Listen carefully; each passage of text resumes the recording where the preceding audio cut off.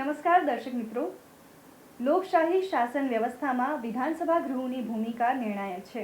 ચૂંટાયેલા જનપ્રતિનિધિઓ દ્વારા ગૃહમાં રજૂ કરવામાં આવતા પ્રશ્નો રાજ્યના વહીવટીતંત્ર અને નીતિ ઘડતરની પ્રક્રિયાને દિશા આપે છે. લોકહિતના મુદ્દાઓ પર ગહન ચર્ચા કરી તેનું સચોટ નિરાકરણ લાવવું એ વિધાનસભાની કાર્યપ્રણાલીનું મુખ્ય અંગ છે. સ્વાગત છે આપનું રાજ્યના સર્વાંગી વિકાસ અને લોકશાહીની ગરિમાને ઉજાગર કરતી આ શ્રેણી લોકશાહીના ધબકારામાં.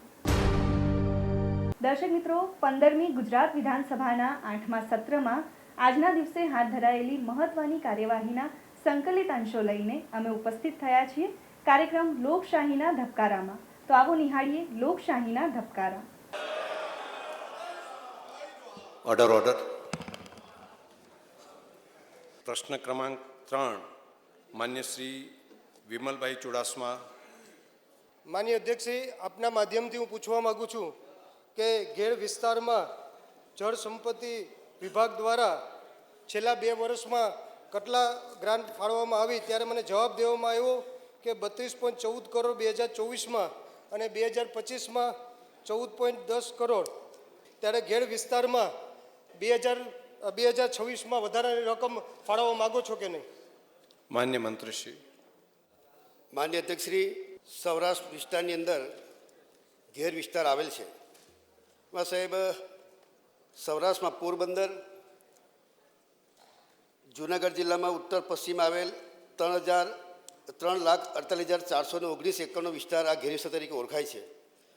માન્ય અધ્યક્ષશ્રી, ત્યાં ત્રિકોણ પ્રદેશ બનવાને કારણે, જે અતિશય વરસાદ પડવાના કારણે અને ભરતીના પાણી આવવાના કારણે નદી છીછરી થઈ ગઈ છે, કાંઠા પણ એના સરખા થઈ ગયા છે.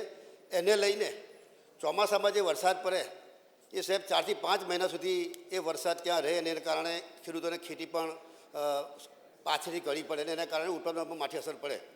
એના માટે માન્ય અધ્યક્ષશ્રી, ફેઝ 1, ફેઝ 2 અને ફેઝ 3 આ 3 તરીકે અમે અહીંયા ગ્રાંતિ કરી છે.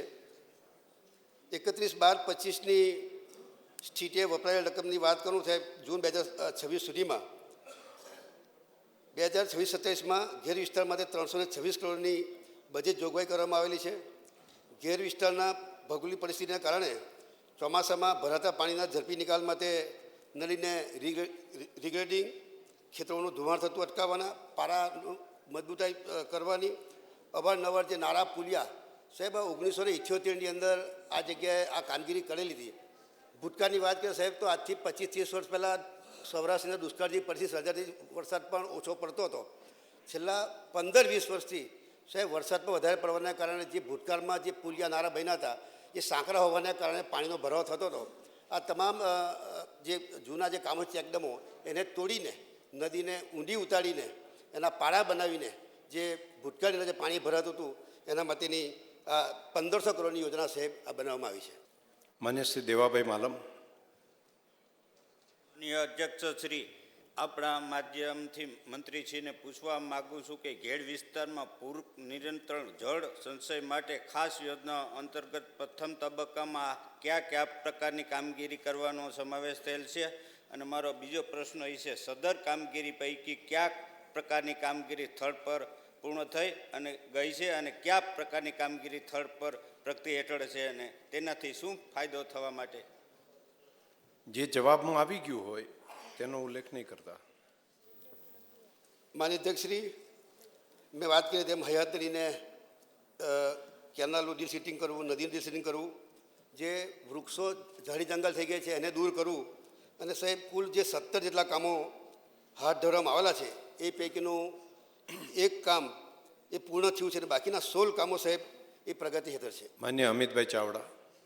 માન્ય મંત્રીશ્રીએ જણાવ્યું કે 1500 કરોડ રૂપિયાની યોજનાઓ જાહેર કરી છે, ત્યારે મારે માન્ય મંત્રીશ્રી પાસે એટલું જ જાણવું છે કે જો આ 1500 કરોડની યોજના મંજૂર કરી હોય તો ક્યાં સુધી પૂર્ણ કરવાનું એનું લક્ષ્યાંક છે અને એના માટે કોઈ ચોક્કસ મોનિટરિંગ કરીને આવતા ચોમાસા પહેલાં પૂર્ણ કરવા માગો છો કે કેમ? માન્ય અધ્યક્ષશ્રી, માન્ય સભ્યશ્રીએ વાત કરી તેમ કે ઘેર વિસ્તારના પાણીના નિકાલના અભ્યાસ માટે કલસંદરસિંહ સીન પ્રોજેક્ટ પ્રાઇવેટ લિમિટેડની નિમણૂક કરવામાં આવી છે. એના દ્વારા શ્રેણીની કામગીરી પૂર્ણ કરેલ છે. તેમજ કરાયેલ પ્રાથમિક અહેવાલના અનુસંધાને ઘેર વિસ્તારના પાણી નિકાલ માટે સરકારશ્રી દ્વારા 100થી ઘેર માટે તારીખ 16/1/25ના રોજ 1184.18 કરોડ, બરદા ઘેડ માટે 31/1/25ના રોજ રૂપિયા 350.01 કરોડ, આમ કુલ અંદાજિત રકમ સાહેબ 1534.19 કરોડ સૈદ્ધાંતિક મંજૂરી મળેલ છે. જે સભ્યશ્રીએ વાત કરી કે પાણી ભરાઈ રહે છે, ત્યારે મેં સાહેબ અત્યારે મેં વાત કરી કે ભૂતકાળની અંદર આટલો અતિશય વરસાદ પડતો નહોતો. છેલ્લા 15-20 વર્ષથી વધુ પડતો વરસાદ પડવાને કારણે જે નદી નાળા જે સાંકડા હતા એને કારણે જે પાણી ભરાતું હતું અને ખેડૂતોને સિઝનની અંદર પાક પણ લેટ એ કરવું પડતું, કારણ કે 4-5 મહિના સુધી પાણી સુકાતું નહોતું. પાણી સુકાયા પછી જે કરવું પડતું, જેથી કરીને આ નદીને ઊંડી ઉતારીને જે જૂના સ્ટ્રક્ચરો છે એને તોડીને આ પાણીનો નિકાલ થાય એ માટેની કામગીરી લીધી છે. તબક્કા વાઇઝ એ કામગીરી સૈદ્ધાંતિક મંજૂરી મળી ગઈ છે. આ બનતી ત્વરાએ આ કામગીરી ઝડપી થાય અને 2026 જૂન પહેલાં, વરસાદ પહેલાં આ કામગીરી પૂર્ણ થઈ પ્રકારના અમારા પ્રયત્નો રહેશે. પ્રશ્ન ક્રમાંક 5 શ્રીમતી માલતીબેન મહેશ્વરી. માન્ય અધ્યક્ષશ્રી, એક સમય કહેવાતો સૂકો પ્રદેશ મારો કચ્છ જિલ્લો આદરણીય પ્રધાનમંત્રી શ્રી નરેન્દ્રભાઈ મોદીજીની દિગ્દ્રષ્ટિના કારણે પાણીની વિવિધ યોજનાઓ, નર્મદાનું પાણી ત્યાં સુધી પહોંચાડી અને પાણી પુરવઠાની વિવિધ યોજનાઓ થકી આજે જ્યારે પાણીદાર બન્યું છે, ત્યારે આપશ્રીના માધ્યમથી માન્ય મંત્રીશ્રી પાસેથી જાણવા માગું છું કે અંજાર જૂથ યોજના, એની સુધારણા યોજના કરવાના કારણો શું છે અને જે 46 ગામોને આ યોજનાનો લાભ મળવાનો છે એમાં કુલ કેટલી વસ્તીને આ લાભ મળવાનો છે? માન્ય મંત્રી. માન્ય અધ્યક્ષશ્રી, અંજાર જૂથ પાણી પુરવઠા યોજનામાં તાંત્રિક રીતે પાણીને મેળવતા ગામોને નિયમિત પાણી પૂરું પાડવા તેમજ જૂથ યોજનામાં સમાવિષ્ટ ગામોને સરકારશ્રીના પ્રવર્તમાન ધોરણધોરણ મુજબ અત્યારે હાલમાં 70 એલપીસીડીમાંથી સાહેબ 100 એલપીસીડી મુજબનો પાણીનો જથ્થો પૂરો પાડવા માટે સુધારણા યોજનાની જરૂરિયાત ઉપસ્થિત થયેલ છે અને આનાથી માન્ય અધ્યક્ષશ્રી અંજાર જૂથ સુધારા પાણી પુરવઠા યોજનાથી 1.30 લાખથી વધુ વસ્તીને એનો લાભ મળનાર છે. પ્રશ્ન ક્રમાંક 6 માન્ય શ્રી પ્રદ્યુમનસિંહ જાડેજા. માન્ય અધ્યક્ષશ્રી, મારા વિસ્તાર અબડાસા, લખપત ને નખત્રાણામાં પંચાયતમાંથી એસ્ટેટમાં જે રોડ તબદીલ કરવાના છે એનામાં કેટલાની દરખાસ્ત આવી અને કેટલા કરવામાં આવ્યા અને નથી કરવામાં આવ્યા તો ક્યાં સુધી કરવામાં આવશે? માન્ય અધ્યક્ષશ્રી. માન્ય અધ્યક્ષશ્રી, માનનીય ધારાસભ્યશ્રીની રજૂઆત 2023માં અને 2024માં આવી છે. આપણે 2017ની અંદર પરિપત્ર કરેલો છે. 6 કેટેગરીમાં આપણા રાજ્ય સરકારના રસ્તાઓ હોય છે: expressway, national highway, state highway, MDR, ODR અને VR. એમાંથી માનનીય અધ્યક્ષશ્રી રાજ્ય હસ્તક, એટલે કે રાજ્ય હસ્તક જે માર્ગ અને મકાન વિભાગ છે એના હસ્તક નેશનલ હાઈવે, સ્ટેટ હાઈવે અને એક્સપ્રેસવે અંતર્ગત એની કામગીરી, એને સ્ટ્રેન્થનિંગ કરવાનું, પહોળા કરવાનું, એને 4 વે કરવાનું, આ બધા કામ એ કરતા હોય છે. આ જ વિભાગ હસ્તક જે પંચાયત હસ્તક જે રસ્તાઓ છે એમાં MDR, VR અને ODR, આ 3 રસ્તાઓ રાજ્ય હસ્તક પંચાયત વિભાગ કરતું હોય છે. માન્ય અધ્યક્ષશ્રી, એમાં MDR જો 10 કિલોમીટર કરતાં વધારે હોય, PCU એ વધારે હોય એટલે પેસેન્જર કાર યુનિટ જો વધારે હોય તો એને આપણે 4 લાઇન પણ કરતા હોઈએ છીએ, એનું સ્ટ્રેન્થનિંગ ને વાઇડનિંગ પણ કરતા હોઈએ છીએ. પરંતુ માન્ય અધ્યક્ષશ્રી, માન્ય સભ્યશ્રીના જે 16 રોડ છે એ ODR અને VR કક્ષામાં આવે છે અને એ ODR અને VR કક્ષામાં હોવાથી એને આપણે રાજ્ય હસ્તક લઈ શકતા નથી. પરંતુ જે આ 16 રોડ છે એ ODR અને VR છે. પહેલામાં MDR જે 10 કિલોમીટરથી ઉપર હોય તે એ લઈ શકાય અને બાકીના જે રોડ એમાં આપણે રાજ્યનું R&B વિભાગ કામ કરતું હોય છે. માનનીય અધ્યક્ષશ્રી, મૂળતઃ સ્ટેટના રોડ જે સ્ટ્રેન્થનિંગ કરવાના હોય, વાઇડનિંગ કરવાના હોય, એ જ સ્પેસિફિકેશન પ્રમાણે એ પંચાયતના રોડ પણ આપણે એને વાઇડનિંગ કરીએ છીએ, રિસર્ફેસિંગ કરીએ છીએ, અને સાથે એને પહોળા કરવાની જરૂર પડે વાઇડનિંગ, તો એ પણ કરીએ છીએ. એટલે માનનીય અધ્યક્ષશ્રી, એમાં કંઈ રાજ્ય હસ્તક આવે તો જ એ રોડ સારા કરી શકીએ એવું હોતું નથી. અત્યારે 2017ના GR પ્રમાણે માનનીય અધ્યક્ષશ્રી ફક્ત MDR સુધીના રોડ આપણે કરીએ છીએ, અને છતાં પણ કોઈ સ્ટેટ હાઈવે જતો હોય અને વચ્ચેનો જે ભાગ છે એ વચ્ચેના ભાગમાં ક્યાંક એ પંચાયત હસ્તકનો ટુકડો રહી જતો હોય તો એને આપણે લઈએ છીએ. બાકી VR અને ODRને આપણે રાજ્ય હસ્તક કરતા નથી. પ્રશ્ન ક્રમાંક 8, શ્રીમતી કંચનબેન રાદડિયા. માનનીય અધ્યક્ષશ્રી, મહિલા મિલકત સંબંધિત દસ્તાવેજોની નોંધણી ફી આપવાનો મુખ્ય હેતુ શું છે, અને મહિલા સંબંધિત ફી માફી યોજના ક્યારથી અમલમાં આવી? માનનીય અધ્યક્ષશ્રી, મહિલાઓની આર્થિક અને સામાજિક સ્થિતિના સશક્ત બને તે હેતુથી રાજ્ય સરકાર દ્વારા નોંધણી ફી માફી આપવામાં આવી, અને તારીખ 11/6/2004ની મહિલાઓને નામે થતા સ્થાવર મિલકતના દસ્તાવેજો પણ નોંધણીની ફી માફી યોજનાનો અમલ કરવામાં આવેલ છે. માનનીય અધ્યક્ષશ્રી, હું આ તબક્કે સન્માનીય ગૃહને યાદ અપાવવા માગું છું કે આ માહિતી યોજના વર્ષ 2004માં ગુજરાત રાજ્યના મુખ્યમંત્રી તરીકે આપણા યશસ્વી વડાપ્રધાન નરેન્દ્રભાઈ મોદી સાહેબ હતા કે જેમણે હંમેશા મહિલા અધિકારીઓની ચિંતા કરી છે. પ્રશ્ન ક્રમાંક 9, મનીષજી પરસોત્તમભાઈ પરમાર. માનનીય અધ્યક્ષશ્રી, દુધરેજ વણા માલવણ પાટડી થઈ અને બેચરાજી સુધીનો આમ તો 2 લેન રસ્તો હતો. વર્ષોથી અમારી માંગણી હતી.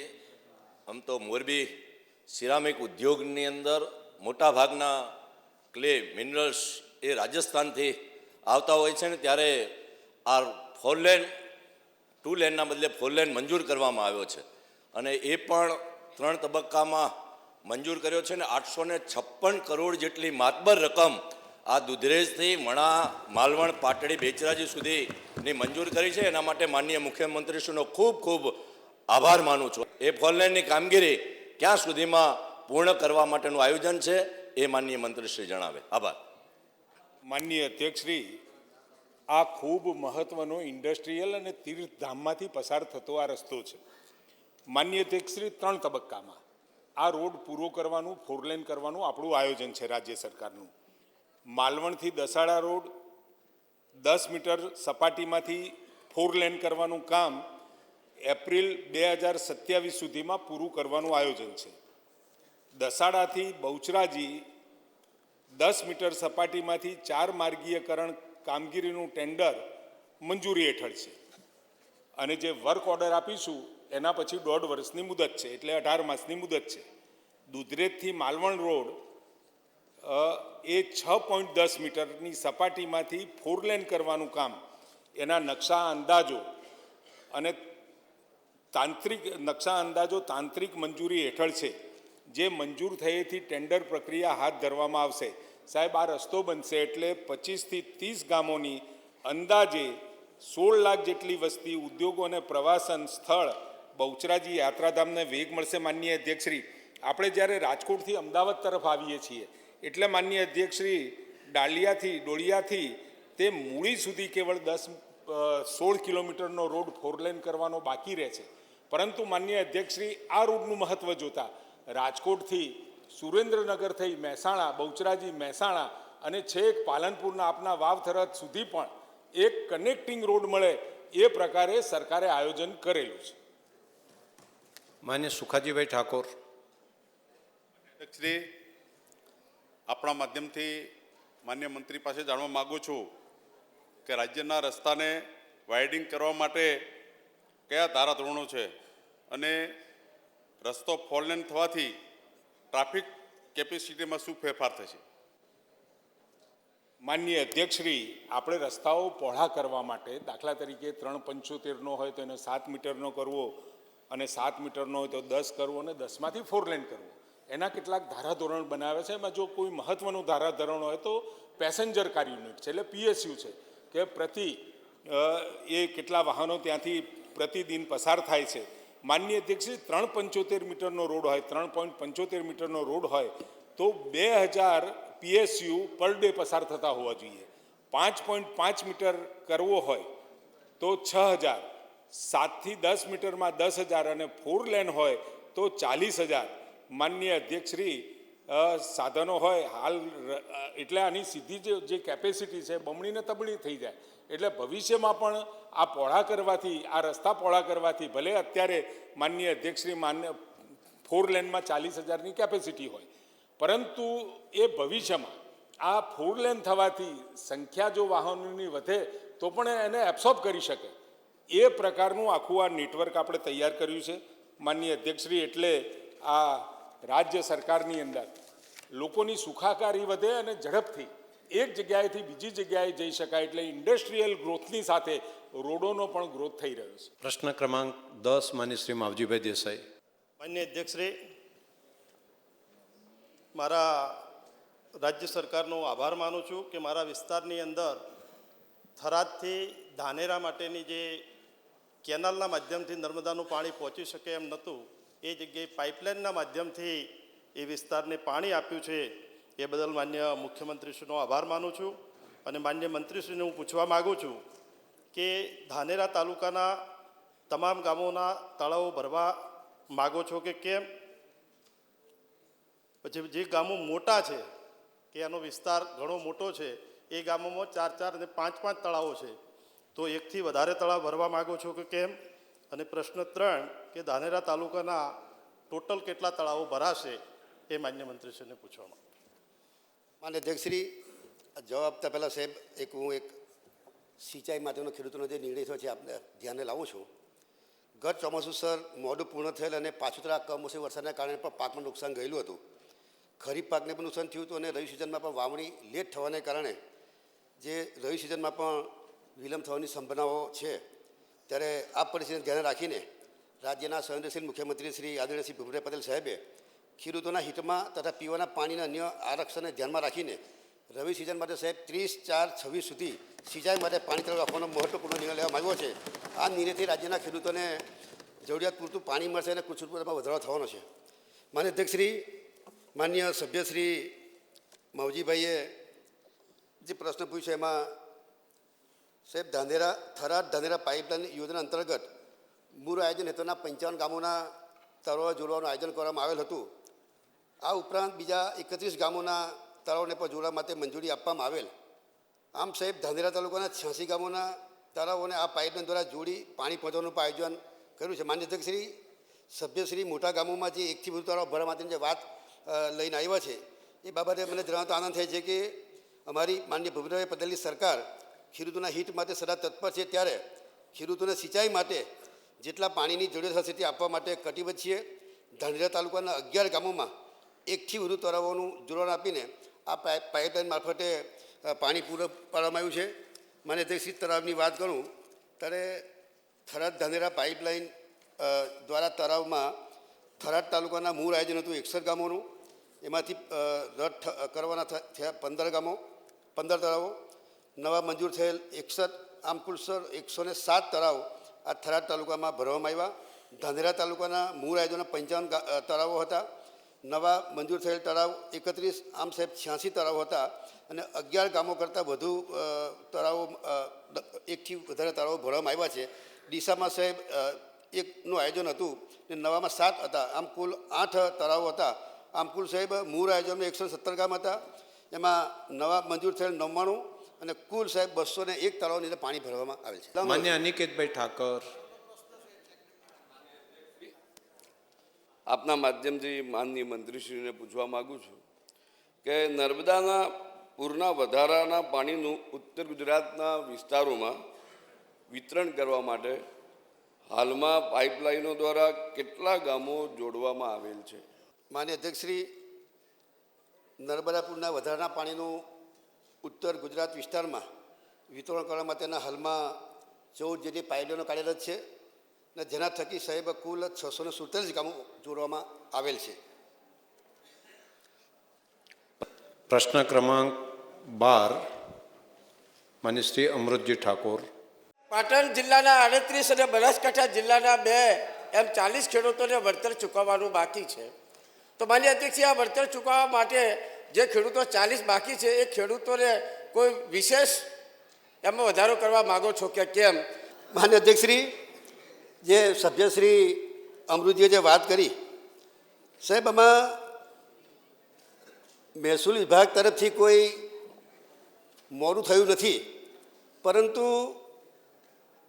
2013નો જમીન સંબંધનો નવો કાયદો આવવાને કારણે એના નિયમોને એ બનવામાં 2017માં થયા અને સાહેબ એ વખતે આ જમીન સંબંધની કાર્યવાહી ચાલતી હતી અને આ નવા કાયદો આવવાને કારણે એ સ્થગિત થઈ ગઈ.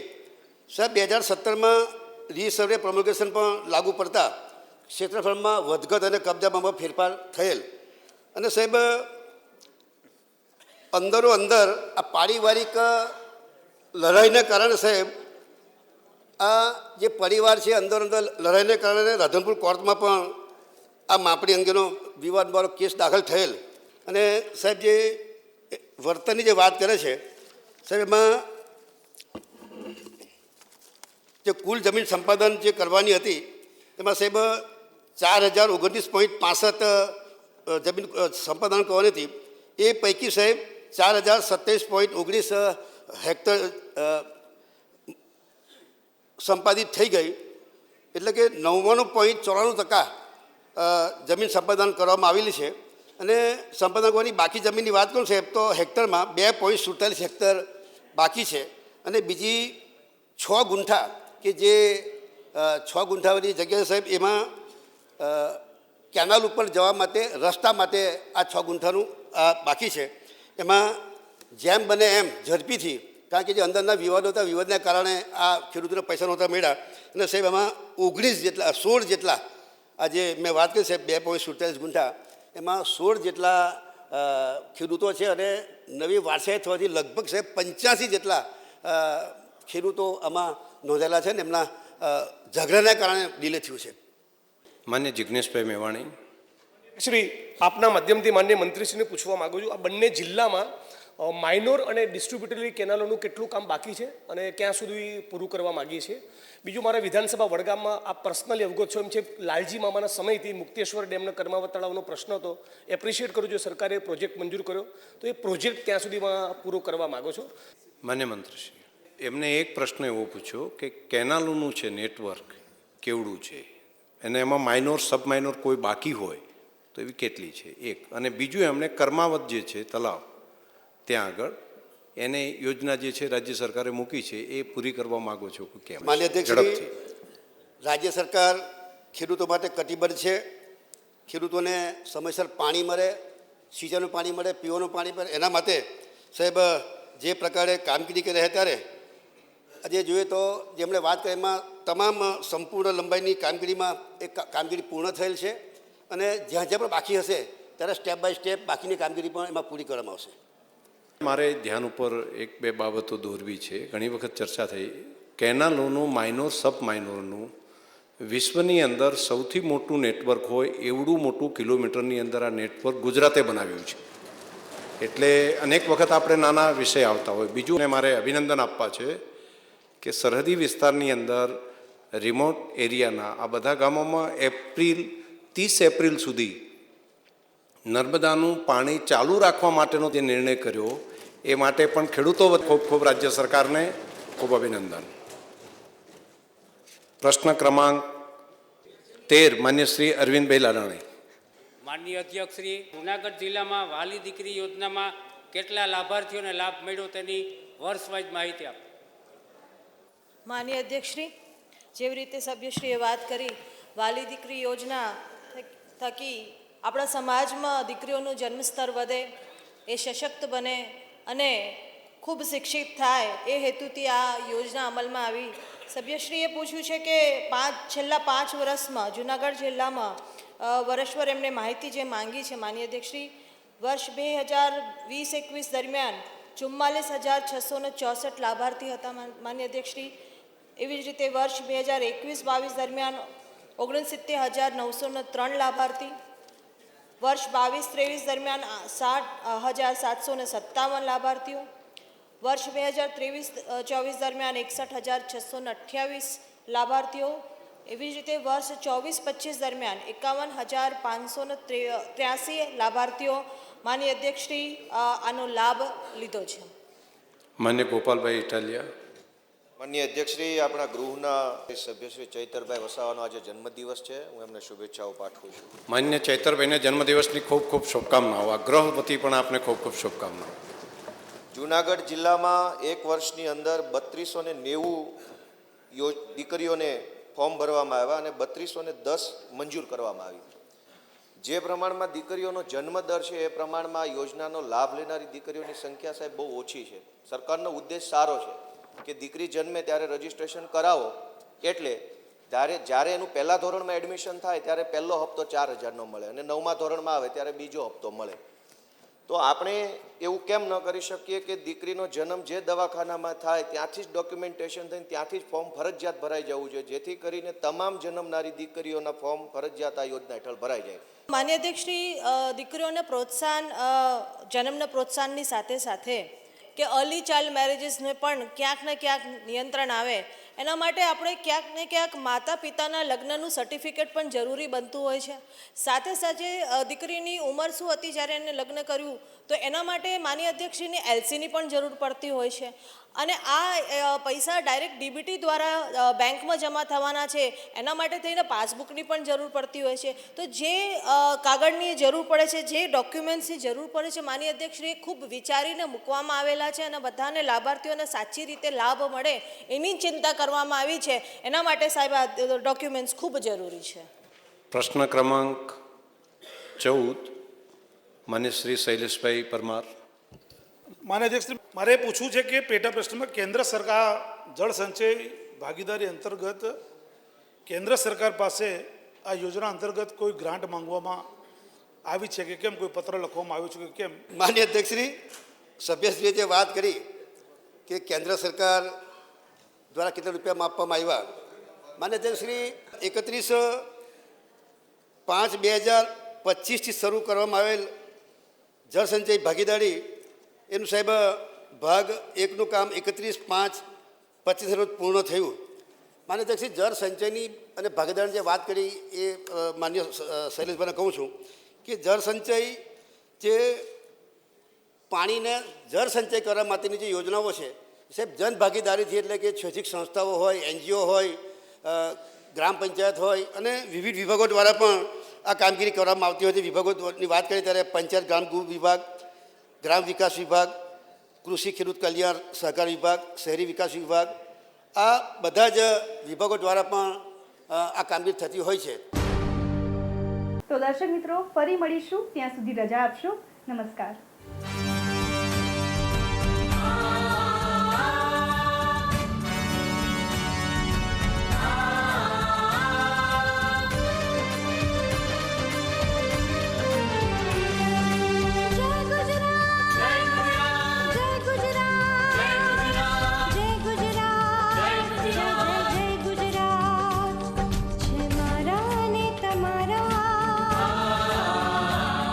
चलो